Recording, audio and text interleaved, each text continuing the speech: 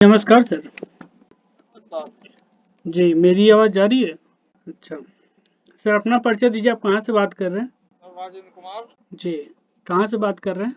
UP Ambedkar Nagar से, उत्तर प्रदेश। जी, बताइए क्या सवाल है आपका? सर जी, हम भिंडी भिंडी लगाए हैं, हुँ। तो इसमें जो ये मोथा घास नहीं होता है, हुँ। ये ज्यादा निकल गया है। अच्छा। कितने दिन की भिंडी की फसल हो चुकी है? तो भिंडी की फसल सर 1 महीने की हो गई है। फर्स्ट फरवरी को लगाए थे। अच्छा, और निराई-गुड़ाई आपने करा या नहीं? निराई गुड़ाई तो एक बार किए हैं। अच्छा, निराई-गुड़ाई आपने करा है। कितने दिन पहले? ये अभी तो 1 हफ्ता पहले किए थे। हुँ। हाँ, फिर निकल रहा है। निराई-गुड़ाई के बाद आपने सिंचाई भी करी होगी? जी जी। हुँ, ठीक है। कितने एकड़ में फसल है? कितने एकड़ में आपने फसल लगाया है? एक करीब ये 15 बिस्सा। अच्छा, 15-20 बिस्सा में लगाया है। तो क्या जानना चाहते हैं बताइए? तो सर ये जैसे मोथा घास के लिए कोई दवा है? नहीं, भिंडी की फसल के लिए तो कोई नहीं दवा है। कोई दवा नहीं। कोई दवा नहीं है। के लिए आपको निराई सर गुराई। इसमें हाँ। कीटनाशक या खाद प्रबंधन कैसे करें? सबसे पहले तो आप कहीं पे बैठ जाइए, बैठ करके उसके बाद बात कीजिए, आपको समझने में आसानी होगी। तो देखिए, भिंडी की फसल में अगर खरपतवार की समस्या हो रही है और आपने बताया कि मोथा घास, तो मोथा घास जो है वो बहुत ही बड़ी समस्या है। और मैं ये भिंडी की फसल के लिए नहीं बोल रहा हूँ, किसी भी फसल में। तो इसके लिए क्या करना चाहिए, शुरू से अंत तक मैं वो सारा बता रहा हूँ प्रोसेस। तो अभी जैसे आपने बताया कि अपनी निराई गुराई भी कर दी, फिर से वो निकल आया। ठीक है, तो इसका तरीका ये है कि जैसे आप अगर भिंडी के बीज के बुआई कर रहे थे जिस खेत में, तो उस खेत में क्या करना चाहिए था कि सबसे पहले मोथा घास के लिए आपको दवा का छिड़काव करना चाहिए था। खरपतवार नाशी दवा आती है जिसका प्रयोग खाली खेत में करते हैं खरपतवार के नियंत्रण के लिए। खास करके मैं अगर बात करूं तो मोथा और दूब घास के लिए। मेरी आवाज़ सुनाई दे रही है आपको? सुनाई दे रही है। हाँ, तो मैं बता रहा हूँ कि जब आप भिंडी भिंडी के बीज की बुआई करने वाले थे, उससे पहले आपको खरपतवार नाशी दवा जो है छिड़काव करना चाहिए था मोथा घास के नियंत्रण के लिए।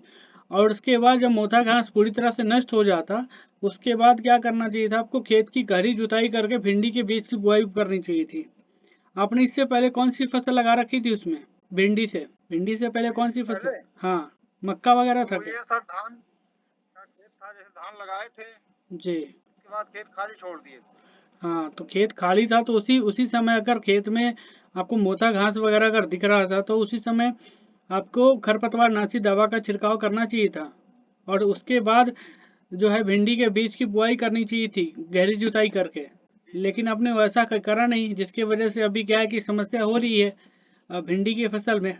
तो अभी क्या करना है, अभी जो है कोई इसके लिए रासायनिक दवा नहीं है, सबसे पहले मैं बता देना चाह रहा हूँ। कोई रासायनिक दवा नहीं है, आपको निराई गुराई के माध्यम से ही नियंत्रण करना पड़ेगा। तो अभी जो तरीका है वो मैं बता रहा हूँ। अभी क्या करेंगे कि जैसे आपने निराई गुराई करा था इससे पहले, और निराई गुराई के तुरंत बाद सिंचाई नहीं करना है। आप समझ रहे हैं? निराई जी जी। गुराई के तुरंत बाद सिंचाई नहीं करना है आपने। कितने दिन के बाद सिंचाई करा था निराई गुराई के? करीब 3-4 दिन बाद। 3-4 दिन बाद। और आपके क्षेत्र में धूप बहुत तेजी से होता है या कम होता है? नहीं, धूप तो होता है। अच्छा, बहुत होता है। हाँ, तो कोई बात नहीं। तो अभी क्या करना है कि जब आप अगली निराई गुराई करेंगे तो जड़ से उसको निकालने का प्रयास करेंगे।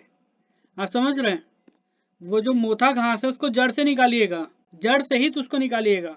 क्या होता है कि आप जड़ सहित नहीं निकालते हैं और ऊपर से ही काट करके उसको निकाल लेते हैं, तो उसका जड़ नीचे रहता है और वो बाद में फिर क्या होता है कि पनप जाता है, उग जाता जी है। तो अगली बार जब आप निराई गुराई करेंगे तो उसको क्या करेंगे, गहरी मतलब अंदर से जड़ से उसको निकालना है। और जड़ से निकाल करके उसके बाद निराई गुराई करना है। और सिंचाई जो है वो कम से कम 5 दिन के बाद करना है, 5 से 6 दिन के बाद, जब मिट्टी पूरी तरह से सूख जाए तब। आप समझ रहे हैं ना, मिट्टी जब पूरी तरह से सूख जाए उसके बाद ही सिंचाई करेंगे। ठीक है, तो ये प्रक्रिया आपको अपनानी पड़ेगी, उसके बाद ही जो है खरपतवार से आप नियंत्रण पा सकते हैं। और जब निराई गुराई हो जाए तो वो जो मोटा घास है उसको खेत से बाहर आपको फेंकना है या जला देना है। जी। तो बाहर तो ही फेंकते हैं, खेत पर दूसरे करते हैं। हाँ, या तो खेत से बाहर फेंकिए नहीं तो उसको जला दीजिए, खेत में मत छोड़िए उसको। ठीक है, और बताइए और क्या सवाल है? जैसे सर खाद में, जैसे बुआई के समय खाद डालते, हम्म। तो अभी क्या खाद डालनी? कितने दिन की फसल हो चुकी है? 1 महीने की हो गई है। एक तो खाद के रूप में आप यूरिया खाद का प्रयोग कर सकते हैं। केवल यूरिया? हाँ, यूरिया यूरिया और ह्यूमिक एसिड का प्रयोग कर सकते हैं, या कैल्शियम नाइट्रेट और ह्यूमिक एसिड का प्रयोग कर सकते हैं। दोनों में से कोई कोई भी एक आप जो है भिंडी की फसल में डाल सकते हैं। या तो यूरिया के साथ कैल्शियम, या तो यूरिया के साथ ह्यूमिक एसिड, नहीं तो कैल्शियम नाइट्रेट के साथ ह्यूमिक एसिड। इसका प्रयोग आप सिंचाई के समय करेंगे तो इससे क्या होगा कि पौध का बढ़वार अच्छे से होगा, फल फूल तेजी से आएंगे, जड़ का विकास अच्छे से होगा। और कोई सवाल आपका? नहीं सर। अभी भिंडी के फसल में रोग वगैरह का भी प्रकोप होगा, पत्ते पीले वगैरह होंगे, कीट वगैरह का प्रकोप होगा। तो इसके लिए समय से दवा वगैरह का छिड़काव करते रहेंगे आप। समय से रासायनिक दवा, कीटनाशक, फफूंदनाशी दवा का छिड़काव करते रहेंगे। अभी तो कीटनाशक की समस्या नहीं है, लेकिन क्या दवा डालेंगे जैसे कीटनाशक का जब खेत को खरपतवार से मुक्त रखेंगे। खेत में अगर खरपतवार होगा तो कीट का प्रकोप अधिक होगा। और बताएं, और क्या सवाल है आपका? और कोई सवाल? नहीं सर, और कोई सवाल नहीं है। निंजा किसान ऐप कब से यूज कर रहे हैं आप? निंजा किसान ऐप 2 महीने से, ठीक है।